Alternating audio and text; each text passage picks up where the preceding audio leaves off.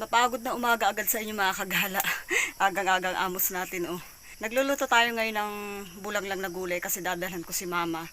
Pa 2 days na kayo siya ngayong masama ang pakaramdam. Kaya kagabi sinamahan namin siya, doon kami natulog sa kabilang bahay. Pero thanks God naman kasi kahit paano ngayon okay na siya. Kaya siguro baka may nakain siyang hindi okay sa kanya or ano, nagsusuka at nagdudumi siya. Kaya kahapon pa kaming medyo yun busy sa pagbabantay sa kanya. Pero hindi naman siya makakagala ganun kalala. Sabi nga, thank you Lord naman kasi okay naman siya, hindi naman ganun kaya lang kailangan nga niya ng alalay. Noong mga nakarang araw ay talagang busy tayo. Nandiyan na yung nagawa kami ng aming kubo para sa aming kulungan ng baboy. Thank you Lord din kasi meron na kami ngayon inaalaga ang 2 baboy na magiging inahini namin. Na susubukan ulit natin mag-alaga ng baboy, sana maging okay. Pero sabi nga, try lang ng try. Tapos busy din kami ng mga nakarang araw na maggawa ng aming pinakang division dito sa loob ng bahay. Tapos medyo nauubusan ng budget. Busy rin kami sa pagkakawit ng aming niyog at may nakupra naman kami kahit kunti mga kagala. Tapos ayun, kasagsagan ng pagka-busy, ako hindi nagbablog-vlogan kasi kapag alam kong talagang gusto namin mag-focus sa aming ginagawa, tinatamad talaga ako mag-vlog-vlogan mga kagala kasi 'di ba, sabi ko naman sa inyo, aking pagba-vlog naman talagang simulat sa puli. Mahilig lang talaga ako mag-souvenir ng mga ganitong pagbibideo, pero kapag yung talagang sabi nga busyhan at dikdikan ng pagka-busy, hindi ako ganong nagba-vlog kasi mas gusto namin mag-focus sa aming ginagawa. Ayun, ngayon lang naalala ko lang pagkatapos ko ng mga gawaing bahay, pagkapakain ko ng baboy, pagkalinis sa bahay, pagkaalam ng baka at kung ano-ano pa. Meron pa akong labahin na nakahanda dyan, ipaglalaba ko pa ng damit si Ganun talaga dito mga kagala sa bukid, talagang gawaing bahay ka. Kahit sobrang busy, ang mahalaga, masaya tayo. Tapos ayun, pagkaluto ko ngayon ay sasaglit nga akong bumalik doon sa aming kabilang bahay kay mama. Kasi dadalang ko siya ng pagkain. Nagluto na lang ako ng bulang lang na gulay kasi para walang mantika. Itong mga gulay ko ay sadyang pinitas ko lang dito sa aming mga tanim sa paligid ng bahay. Yung okra, sitaw, malunggay, at talong. Ito na nga, tinatapos ko na siya. Hindi ako ngayon nahirapan mga kagala magluto kasi nung mga nakaraan puro uling ang gamit ko sa pagluluto, naubusan kami ng kahoy. Pero ngayon naman ay nakapagkahoy na ulit ako. Kaya ayan oh. Ayan. Share lang ulit ng araw-araw natin ginagawa dito. Ay nakapagkahoy na ako. Ayan sa taas pinatutuyo ko na. Hindi naman talaga tutaling basain mga kagala. May pagkasariwa lang kaya pinatuyo ko dyan. Tapos ito, yung mga kahoy dito. Ayan, 3 sako yan. Ayan. Pag tag-init, sinasamantala ko na talagang mga kahoy na. Para kung sakaling dumating ulit ang tag-ulan, tayo ay may ipon ng mga kahoy dito. Ayun mga kagala yung niluluto ko. Yun na lang yung dadalhin natin kay mamang pagkain para healthy at natural lang. I-check ko lang siya pero babalik din ako agad kasi pagbalik ko dito marami pa akong gagawin. Nandiyan na ulit yung magpapakain ako ng baboy kasi patanghali na. Kahit mga kagala, hiwalay naman kami ni mama ng tinitirhan ngayon. Mga kalahating kilometro ang layo ng bahay namin sa kanya. Talaga namang dalas pinupuntahan naman namin siya doon, saka dinadalhan namin ng mga ulam. Talaga lagi namin siyang sinisharean kami magkakapatid. Palit-palit naman kami pumunta kay mama. Ngayon kasi baka hindi pa siya makapagluto. Si mama kasi medyo may katamaran sa pagluluto. Umpisa nung naghiwalay kami ng bahay, ang tamad-tamad niya magluto. Kasi dati nung magkasama kami, ako naman talaga nangungusina. Pinababayaan ko siyang yung gumawa ng mga gawaing bukid na gusto niya, minsan nagtatabas, ganyan, nagpuputo. Kaya akala nga nung iba sa pagtitinda niya ng pagpuputo, minsan akala niya talaga pinababayaan namin si mama. Hindi kasi mga kagala, kung pababayaan namin si mama, itigil na ugalian niyang para sa kanya itiraf eh. Baka siya ay manghina lalo. Kasi danas namin yan kay Papa, nung pinagbawalan namin siya ng pinagbawalan magbukid, noon lalo siya nagkasakit. Ayun naman namin yung maulit kay Mama, kaya syempre, tansya naman niya yung sarili niya sa mga gusto niyang gawin. Hindi lang porke siya ay nagtitinda, ipinababayaan namin. Talagang kumbaga basic lang yung sa mga ginagawa niya, kaya sinusuportahan na lang namin siya kasi talaga sinasabi naman niya. Kaya naman niya at kung hindi naman niya kaya, siya ititigil. Kaya hindi porke kapag minsan isinasaman siya ng pakaramdam, sasabihin ng ibang tao, ba't daw pinababayaan, kaya nagkakagano, hindi pabayayin mga kagala kasi talagang minsan kasi kahit tayo at lalong-lalo na sa mga umiidad na, may mga bagay kasi talaga silang gustong panatilihin na gustong gawin, hindi dahil pinababayaan natin siya. Ganun yun. Kaya yung pagtitinda niya, hinahayaan talaga namin siya na paminsan-minsan 2 beses sa isang linggo. Siya ay nagluluto ng puto at nagtitinda. Kasi para sa kanya, exercise na niya yun. Kung tatanggalin namin yun sa kanya at lagi namin siyang pagbabawalan, ano pang gagawin niya? Lagi lang nakalugdok sa bahay. Kasi yun nga, yung baka kasi niya, para hindi siya ganong nahihirapan. Talaga yung baka niya, kami na mag-asawa yung nag-aalam dito. Iniintindi na namin kasi yung pag-aalaga niya ng baka, yung nag-aalala kami. Sabi ko medyo delikado.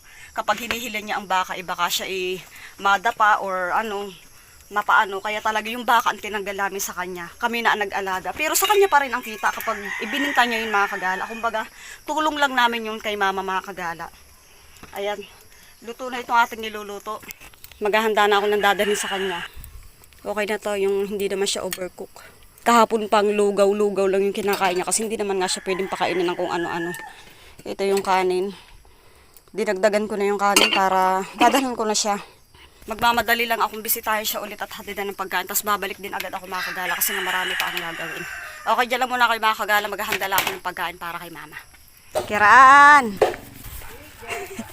Ay, sasampayan nyo Oo. Mainit nga naman. Si mama, hatidan ko lang ng ulam at pagkain at padalawang araw ng masamang pakaramdam ni mama. Kanina naman pag uwi namin at doon kami natulog kagabi, iba-iba man na yung tiyan niya at sinaktan ng tiyan. Sige ang pagsusuka at pagdudumi. Nag-ano ka dito yung gamot? May sa yung ginagamit pinapiti. Anong gamot naman ho? Dito. Pang ano? Kasi masyadong tayo kundi nung gabi. Panghaplas lang yan. Aplas lang yan. Pwede manghingi ng kaunti. Ibabalik ko na lang ho. Mahirap ko sa iyo. May ganit mabait ito sa aming si Chalite. Pahingi nga ako ng kaunti, baka tuluyang maunlian na. Babalik mo na lang. Babalik din naman ako ngayon. Sakit ng tiyan, sakit ng ngipis. Sa mga... Sa inyo rin nabili ho, yan. Taga-Dilgiligo. Mayroon nga akong order pag isa. Aba, magkano po? Aba, 450. Aba, okay na. Kung talagang naman Panghaplas lang sa tiyan to, Oo. ihaplas lang. Huwag yung hihilutin. Aplasan niya. Salamat at babalik ko rin agad. Yun, maigil lang ako, may gamot ganyan kami dito mga kapitbahay, bigayan. Salamat kay Chalite. Baka tuluyan na maging okay si mama. Si mama naman ay minsan lang talaga magkaroon ng sakit, mga ganyan-ganyan. Kaya lang minsan matagal dahil nga siguro may edad na rin. Dadaan ang oras na nahinar ng kanyang panunaw.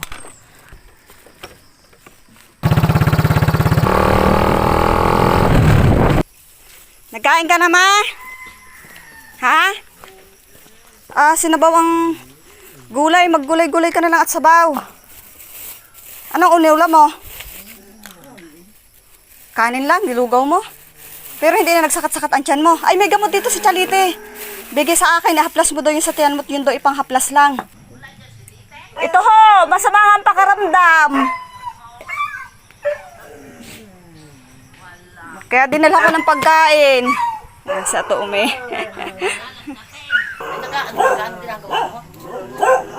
Tumayo ka daw, Mat. Haplasan ko yung tiyan mo. Hapang-haplas lang daw ito.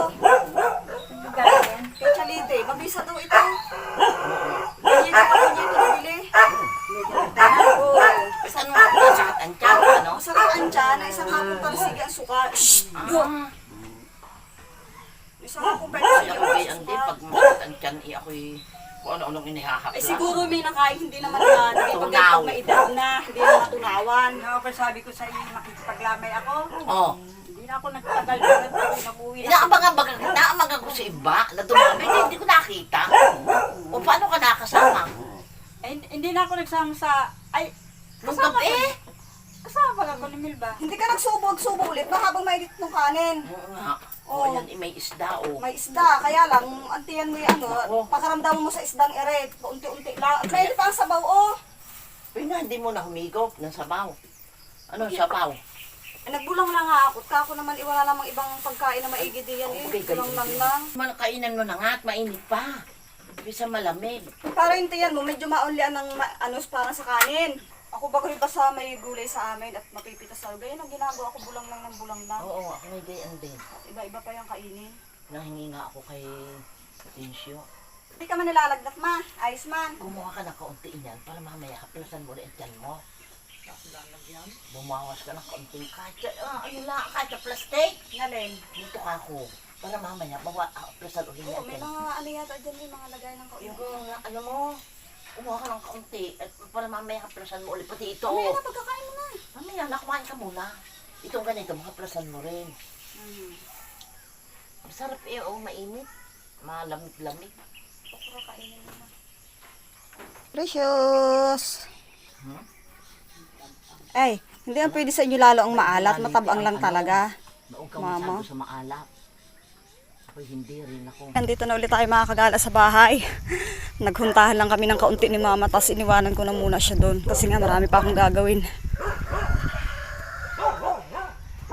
Yan, ito ang aming tahanan.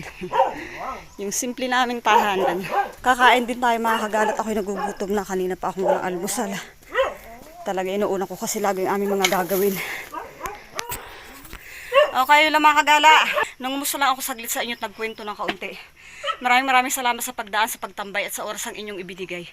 Ingat kayo palagi mga kagala. See you in my next vlog. Bye-bye!